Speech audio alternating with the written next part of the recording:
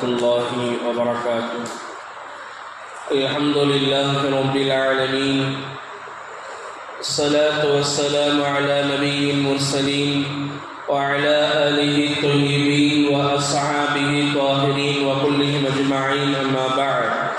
فأعوذ بالله من الشيطان الرجيم. بسم الله الرحمن الرحيم. وقال الله عز وجل: وأوحى ربك إلى النحل أن اتخذي من الجبال بيوتا ومن الشجر ومما يعرشون ثم كلي من كل الثمرات فاسلكي ربك ذلولا يخرج من بطونها شراب مختلف ألوانه فيه شفاء للناس إن في ذلك لآية لقوم يتفكرون. صدق الله المولان العظيم. கண்ணியத்திற்கும் மிகுந்த மரியாதைக்கும் உரித்தான் அல்லாஹுவின் நல்லடியார்களே, இன்றோடு தராவி தொழுகையில் 15 ஜுஸூக்கள் முடிவடைந்திருக்கிறது. அல்ஹம்துலில்லாஹ். இன்றைக்கு ஓதப்பட்ட அத்தியாயம் சூரத்துன் நஹல், தேனி என்று சொல்லப்படக்கூடிய இந்த அத்தியாயம். நாம் அவசியமாக குர்ஆனுடைய தர்ஜுமாக்களையும் தஃப்சீர்களையும் படித்து தெரிந்து கொள்ள வேண்டும்.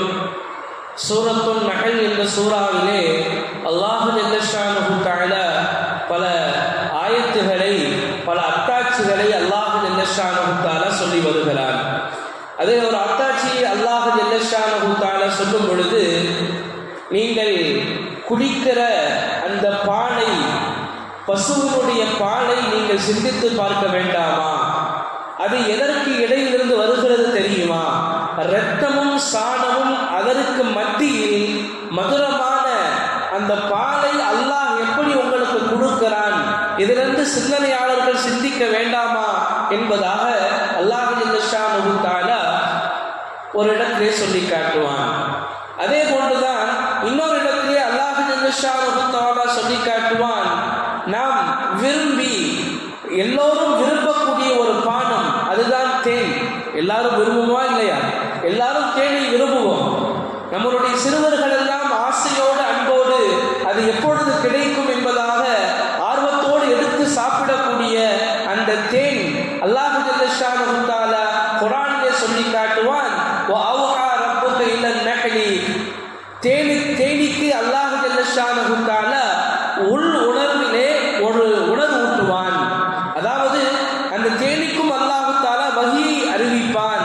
தேனியே, நீ உன்னுடைய வீட்டை எங்க கட்ட வேண்டும் என்பதாக அல்லாஹ் ஜல்ல ஷானஹு தஆலா குர்ஆனிலே சொல்கிற பொழுது, மினல் ஜிபாலி புயூத்தன் வ மினஷ் ஷஜரி, நீ மரத்திலேயும் அதே மாதிரி பாறைகளிலேயும் நீ வீட்டை கட்டு, மேலும் மனிதர்கள் கட்டக்கூடிய கட்டிடங்களில் நீ உன்னுடைய வீட்டை அமைத்துக்கொள் என்பதாக அல்லாஹ் ஜல்ல ஷானஹு தஆலா தேனிடத்தில் சொல்வதாக குர்ஆன் நமக்கு சொல்லி காட்டுகிறது. இன்றைக்கு நாம் பார்க்கிறோமா இல்லையா? எங்கேயாவது மலைக்கு போனால் மலையிலிருந்து தான், காட்டிலிருந்து தான் தேன் எடுத்து விட்டு வருவார்கள். சொல்வார்களா இல்லையா? இந்த தேன் எவ்வளவு தூரத்தில் இருந்துச்சுன்னு தெரியுமா? மலைகளில் இருந்துச்சு, பெரும் பெரும் மரங்களில் இருந்தது என்பதாகலாம் நாம் கேள்விப்படுகிறோம். காரணம், அல்லாஹ் ஜல்ல ஷானஹு தஆலா அந்த தேனிக்கு அவ்வாறு தான் கட்டளையிடுகிறான், நீ உன்னுடைய வீட்டை மலைகளிலும் மரங்களிலும் மேலும் மனிதர்கள் கட்டக்கூடிய அந்த வீடுகளிலும் நீ ஆக்கிக்கொள் என்பதாக அல்லாஹ் ஜல்ல ஷானஹு தஆலா சொன்னதோடு மட்டுமல்லாமல், நீ ஒவ்வொரு பூவிலிருந்தும் நீ தேனியை குடி என்பதாக அல்லாஹ் ஜல்ல ஷானஹு தஆலா சொல்லி காட்டியதற்கு பிறகு அதனுடைய வயிற்றிலிருந்து வரக்கூடிய அந்த தேன் இருக்கிறது, அது முக்தலிஃபன் அல்வானுஹு, அதாவது கலர்கள் மாறுபட்ட பல கலர்களில் அது தேன் கொடுக்கும். இன்னைக்கு நம்ம பார்க்கலாம், நம்ம ஊரெல்லாம் தேன் எந்த மாதிரி இருக்குன்னு சொன்னா, இந்த லேஸ் சிவப்பு, லேஸ் மஞ்சள், அந்த கலர்ல இருக்கும். ஆனால் அல்லாஹ் ஜல்ல ஷானஹு தஆலா குர்ஆன்ல சொல்கிற பொழுது முக்தலிஃபன் அல்வானுஹு ஃபீஹி, அதாவது பலதரப்பட்ட கலர்கள் இருக்கிறது. நீங்க சவுதி அரேபியாவுக்கு போனீங்கன்னா உங்களுக்கு தெரியும், அங்க பல வகையில வச்சிருப்பாங்க. எந்த அளவுக்குனா பச்சை கலர்ல தேன் இருக்கிறது, வெள்ளை கலர்ல தேன் இருக்கிறது, சிவப்பு கலர்ல தேன் இருக்கிறது, மஞ்சள் கலர்ல தேன் இருக்கிறது. ஏன் காரணம்? முஸ்தலிஃபன் அல்வானுஹு ஃபீஹி ஷிஃபாஉன் லின்னாஸ். அல்லாஹ் ஜல்ல ஷானஹு தஆலா அந்த தேனியினுடைய பல கலர்களை சொன்னதுக்கு பின்னாடி இதுல மனிதர்களுக்கு ஷிஃபா இருக்கிறது, இது நோய் நிவாரணி என்பதாக அல்லாஹ் ஜல்ல ஷானஹு தஆலா சொல்லி காட்டுவான். இஸ்லாத்துல ஒரு அல்லாமா இப்னு கையூம் என்பதாக நினைக்கிறேன் ரஹ்மத்துல்லாஹி அலைஹி அவர்கள் மருத்துவம் என்பதாக ஒரு கிதாப் ஒன்றை எழுதியிருக்கிறார்கள். அது நம்முடைய வீட்டிலே அவசியம் இருக்க வேண்டும். அதுல என்ன எழுதுறாங்கன்னு சொன்னா, அவங்க ஒவ்வொரு நோய்க்கும் மருந்தை எழுதுகிற பொழுது அதனுடைய சேர்த்து எதை எழுதுவார்கள் என்று சொன்னால், நீங்கள் பார்க்கலாம் 30க்கும் மேற்பட்ட நோய்க்கு மருந்தாக தேனைத்தான் சொல்லுகிறார்கள். நீங்க இந்த மருந்தை சாப்பிடணும், அதனோடு சேர்த்து தேனையும் சேர்த்து நீங்க சாப்பிடணும் என்பதாக தேனோடு சேர்த்து 30க்கும் மேற்பட்ட மருந்தை அந்த இமாம் அவர்கள் தொகுத்து வழங்கியிருப்பார்கள். எனவே தேன் இருக்கிறது மனிதனுக்கு ஷிஃபாவை கொடுக்கக்கூடியது என்பதாக நபி ஸல்லல்லாஹு அலைஹி வஸல்லம் அவர்கள் மட்டுமல்ல குர்ஆனும் சொல்லி காட்டுகிறது. மேலும் அந்த தேனிலே பல்வேறு வகையான எடுத்துக்காட்டுகள் இந்த சமுதாயத்திற்கு இருக்கிறது. நாம பார்க்கலாம். தேன் கூடு அது எதிலிருந்து வருது? தேன் கூடு எதிலிருந்து வருதுன்னா தஃசீர் எழுதுறாங்க, தேனியினுடைய இறக்கைக்கு கீழே ஒரு விதமான மெழுகு போன்ற ஒரு தன்மையில ஒரு திரவம் வருமா, அந்த திரவத்தை கொண்டுதான் தேனானப்பட்டது 2 அடுக்காக கட்டுகிறது என்பதாக அந்த தஃசீரிலே வருகிறது. மேலும் தேன் இருக்கிறதே அது ஊட்டச்சத்து நிறைந்த ஒரு பொருளாக இருக்கிறது. இன்னும் சொல்ல போனால் நாம் குடிக்கிற அந்த தேன் 1 கிலோ தேன் வர வேண்டும் என்று சொன்னால் ஒரு தேனி அல்லது பல தேனி சுமார் 4 மில்லியன் பூவிலிருந்து எடுத்தால்தான் 1 கிலோ தேன் நமக்கு கிடைக்கும். 4 மில்லியன் பூவிலிருந்து தேனை எடுத்தால்தான் நம்மளுடைய கையிலே 1 கிலோ தேன் வரும்.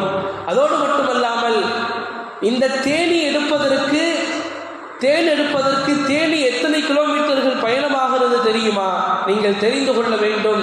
ஒரு தேன் கூடை கட்டி அந்த முழுவதும் தேனை நிரப்புவதற்கு தேனீகள் எடுத்துக்கொள்ளக்கூடிய தூரம் எதுவென்று சொன்னால், இந்த பூமியை 4 தடவை சுற்றி வந்தால் எவ்வளவு நேரம் உண்டாகுமோ, எவ்வளவு தூரம் இருக்குமோ அத்துணை தூரம்தான் ஒரு தேனி தன்னுடைய தேனை எடுப்பதற்கு செலவழிக்கக்கூடிய தூரமாகும்.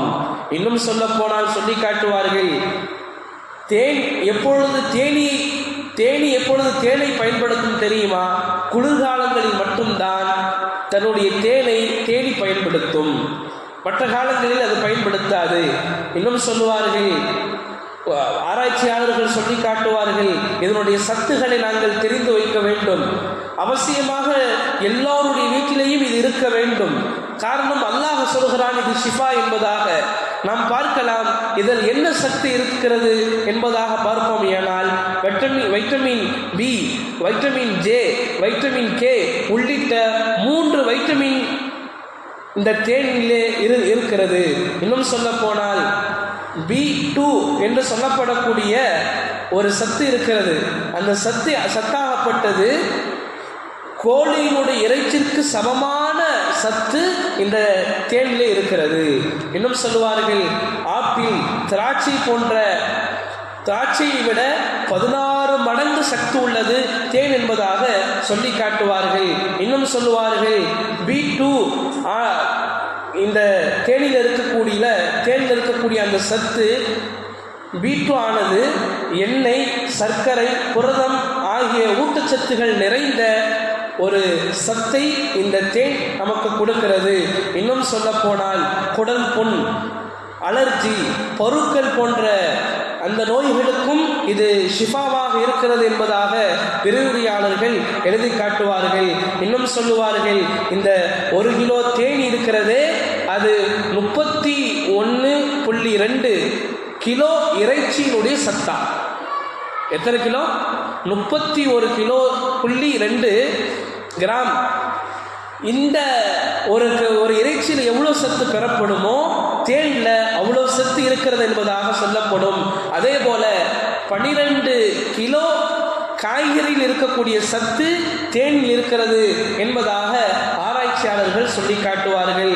இன்னும் சொல்ல போனால் தேன் இருக்கிறதே அது காயத்திற்கு மருந்தாக இருக்கிறது. நமக்கு காயம் ஏற்படுதுன்னு சொன்னால் என்ன செய்வாங்கன்னா, நம்முடைய மூத்தவர்கள் பெரியவங்கள்லாம் உடனே தேன் சொன்னா எடுத்து தீ காயமாக இருந்தாலும் சரி, மற்ற காயமாக இருந்தாலும் சரி எடுத்து தடவக்கூடிய ஒரு வழக்கம் இருக்கிறது. ஆராய்ச்சியாளர்கள் சொல்லுகிறார்கள் அது காயத்திற்கு மருந்தாக ஆகிறது. உள்ளத்தினுடைய இதயத்தினுடைய அடைப்புகளை எடுப்பதற்கு அது உதவுகிறது. மேலும் குடல் புண் போவதற்கு அது சரியாக இருக்கிறது என்பதாக சொல்லி காட்டுவார்கள். ஏன் நபி ஸல்லல்லாஹு அலைஹி வஸல்லம் அவர்கள் கூட சொல்லுவார்கள். ஹஜ்ரத் அபூ ஸஈத் அல்-குத்ரி ரலியல்லாஹு தஆலா அவர்கள் அறிவிப்பு செய்வார்கள், ஒரு தடவை ஒரு சஹாபி தன்னுடைய சகோதரருக்கு வயிற்றுப்போக்கு இருக்கிறது என்பதை நபியிடத்திலே வந்து சொல்லுவார்கள். நபி ஸல்லல்லாஹு அலைஹி வஸல்லம் சொன்னாங்க, நீங்க தேன் அருந்துங்க, அது ஷிஃபா கொடுக்கும். தேன் அருந்துனாங்க, ஆனால் வயிற்று வலி போன மாதிரி இல்லை, வயிற்று வலி அதிகமாக ஆரம்பிச்சிச்சு. உடனே அந்த சஹாபி வந்து சொன்னாங்க, யார ரசூலல்லாஹ் நீங்கள் தேன் சாப்பிட சொன்னீங்க, தேன் சாப்பிட்டு ஆனால் வயிற்று வலி போகலை, அதிகமாகிச்சு. நபி ஸல்லல்லாஹு சொன்னாங்க, மீண்டும் அருந்த சொல்லுங்க அப்படின்னு. ரெண்டாவது தடவையும் அருந்துறாங்க, அப்பயும் சரியாகலை. வந்து சொன்னாங்க, யார ரசூலல்லாஹ் இரண்டாவது தடவையும் அருந்தியாச்சு தேனை, ஆனால் வயிற்று வலி போகலை. நபி ஸல்லல்லாஹு சொன்னாங்க, அல்லாஹ்வுடைய குர்ஆன் ஒரு காலத்திலும் பொய் சொல்லாது. என்ன சொன்னாங்க?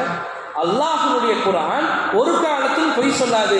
அப்படி ஒரு கால் பொய் சொன்னது என்று சொன்னால் அது அவருடைய வயிறாகத்தான் இருக்கும். நீங்கள் தேனை அருந்த சொல்லுங்கள் என்பதாக நபி ஸல்லல்லாஹு அலைஹி வஸல்லம் அவர்கள் மூன்றாவது தடவை சொல்லுகிற பொழுது மூன்றாவது தடவையும் அவர்கள் அருந்தினார்கள், சரியாகிவிட்டது. ஆராய்ச்சியாளர்கள் சொல்லுகிறார்கள், ஏன் 2 தடவை அருந்துகிற பொழுது வலி வந்தது? சொல்லுவார்கள், வயிற்றில் இருக்கக்கூடிய அந்த கிருமியானது அது பொதுவாக தேனுடைய தன்மை என்னன்னு சொன்னால், வயிற்றில் இருக்கக்கூடிய விஷயத்தை அது என்ன செய்யும் சொன்னால் அப்படியே மெல்ட் ஆக்கும், அப்படியே உருகச் செய்யும்.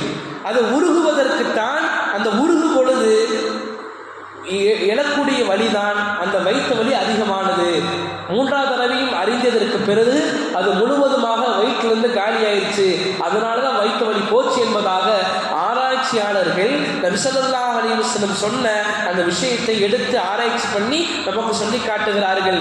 எனவே தேன் இருக்கிறதே வயிற்றினுடைய வலிகளாக இருக்கட்டும், வயிற்றினுடைய குடல் புண்ணாக இருக்கட்டும், இதற்கு மிகப்பெரிய ஷிஃபா எதில் இருக்கிறது என்று சொன்னால் தேனில் தான் இருக்கிறது. நபி ஸல்லல்லாஹு அலைஹி வஸல்லம் அவர்கள் விரும்பி சாப்பிட்ட ஒரு பானம் என்று சொன்னால் அது தேனாகத்தான் இருக்கும். மேலும் நபி ஸல்லல்லாஹு அலைஹி வஸல்லம் சொல்லி காட்டுவார்கள், நீங்கள் 3 பொருளை கொண்டு மருத்துவம் பாருங்கள். ஒன்று ஹிஜாமா, அதாவது ரத்தம் குத்தி வாங்குவது. ரத்தம் குத்தி வாங்குறதுன்னு சொன்னால் நபி ஸல்லல்லாஹு அலைஹி வஸல்லம் பல தடவை சொல்லி காட்டுவாங்க. ஜிப்ரீல் அலைஹிஸ்ஸலாத்து வஸ்ஸலாம் அவர்கள் எப்பொழுதெல்லாம் என்னிடத்தில் வருவார்களோ அப்பொழுதெல்லாம் சொல்லுவார்கள், உங்களுடைய சமுதாயத்தை நீங்கள் ஹிஜாமா செய்ய சொல்லுங்கள் என்பதாக சொல்லி காட்டுவார்கள். ஏன் ஆண்களுக்கு அடிக்கடி இதய நோய் வருகிறது தெரியுமா? இரத்தத்தில் இருக்கக்கூடிய கொழுப்புகளால் தான் இதய நோய் வருகிறது. எனவே ஹிஜாமா செய்வதின் காரணத்தினால் உடலில் இருக்கக்கூடிய அழுக்கான இரத்தங்கள் எல்லாம் எடுக்கப்படுகிறது. அதனால் அவனுக்கு உடலிலே நல்ல சீரான ஒரு நிலை உண்டாகிறது. எனவே முதலாவது சொன்னார்கள், ஹிஜாமாவை கொண்டு நீங்கள் மருத்துவம் பாருங்கள். இரண்டாவது சொன்னார்கள், தேனை கொண்டு நீங்கள் மருத்துவம் பாருங்கள். மூன்றாவதாக சொன்னார்கள், சூடு போடுவதை கொண்டு நீங்கள் மருத்துவம் பாருங்கள். ஆனால் சூடு போடுவதை என்னுடைய சமுதாயத்திற்கு நான் தடை விதித்திருக்கிறேன் என்பதாக நபி ஸல்லல்லாஹு அலைஹி வஸல்லம் அவர்கள் சொல்லி காட்டினார்கள். இன்னொரு ஹதீஸ்ல சொல்லுவாங்க, நீங்க 2 பொருட்களை கொண்டு நீங்கள் மருத்துவம் செய்யுங்கள். ஒன்று தேன், மற்றொன்று குர்ஆன். ஹஜ்ரத் அலி ரலியல்லாஹு தஆலா அவர்களுடைய அறிவிப்பு ஒன்று இருக்கிறது. உங்களுக்கு உடலில் நோய் இருக்கிறது என்று சொன்னால் நீங்கள் ஒரு தட்டிலே குர்ஆனுடைய ஒரு வசனத்தை எழுதி கொள்ளுங்கள். பிறகு மழை பெய்தது என்று சொன்னால் அந்த தண்ணீரை அந்த தட்டிலே போடுங்கள். மேலும் உங்களுடைய மனைவிடத்திலே 1 திரகமோ அல்லது 2 திரகமோ அவர்கள் மனம் வந்து கொடுத்தால் அதை வாங்கி அந்த காசிலே தேன் வாங்கி இந்த 3ஐயும் கரைத்து நீங்கள் குடியுங்கள். உங்களுடைய உடல் இருக்கக்கூடிய நோய் ஷிஃபாவாக ஆகும் என்பதாக ஹஜ்ரத் அலி ரலியல்லாஹு தஆலா அவர்கள் சொல்லி காட்டினார்கள். நீங்க நினைக்கலாம் ஹஜ்ரத் ஏதோ ஒன்று சொல்றாங்க, நீங்க நினைக்கலாம், அப்படி நினைக்க கூடாது. இந்த ஹதீஸ், இந்த ரிவாயத் இருக்கிறதே புகாரி ஷரீஃபினுடைய விரிவுரை ஃபத்ஹுல் பாரி என்று சொல்லப்படக்கூடிய பிரபல்யமான விரிவுரையில் வரக்கூடிய விஷயம்தான். இந்த தட்டிலே குர்ஆனுடைய ஆயத்தையும் மழை தண்ணீரையும் தேனையும் கலக்கி குடித்தால் அவருக்கு ஷிஃபா கொடுக்கும் என்பதாக ஹஜ்ரத் அலி ரலியல்லாஹு தஆலா அவர்கள் சொல்லி காட்டினார்கள். எனவே அல்லாஹ் ஜல்ல ஷானஹு தஆலா அறிவுடைய மக்களுக்கு சொல்லி காட்டுகிறான், தேனை நீங்கள் சிந்தித்து பாருங்கள், தேனை நீங்கள் சிந்தித்து பாருங்கள், அது எப்படி இனிக்கக்கூடிய ஒரு மதுரமான நீராக அது பானமாக அது மாறுகிறது. நாம் பார்க்கலாமா இல்லையா? அது நிறைய மரங்களிலிருந்து பூக்களிலிருந்து அது எடுக்கிறது தேனை. உதாரணமாக வேப்ப பூலேருந்து எடுக்கும், ஆனால் பார்த்தா லைட்டாக கசப்பு இருக்கும், மற்ற எல்லாமே இனிப்பாகத்தான் இருக்கும். இது எவ்வளோ பெரிய ஒரு அத்தாட்சியாக இருக்கிறது. அல்லாஹ் சொல்லுகிறான், அறிவுடைய மக்களே நீங்கள் சிந்தித்து பாருங்கள், தேனை சிந்தித்து பாருங்கள், அது எப்படி எடுக்கிறது, அது எப்படி ஒன்று சேர்த்துகிறது, அது எப்படி பறக்கிறது என்பதை பற்றி நீங்கள் சிந்தித்து பாருங்கள் என்பதாக அல்லாஹ் ஜல்ல ஷானஹு தஆலா சொல்லி காட்டுவான். எனவே அல்லாஹ்வை சிந்திக்கக்கூடிய, அல்லாஹ்வை நினைக்கக்கூடிய பாக்கியத்தை அல்லாஹ் ஜல்ல ஷானஹு தஆலா நம் அனைவருக்கும் தந்தல் புரிவானாக. ஆமீன். வாஹிர் தவானா அல்ஹம்துலில்லாஹி ரப்பில் ஆலமீன். அஸ்ஸலாமு அலைக்கும் வரஹ்மத்துல்லாஹி.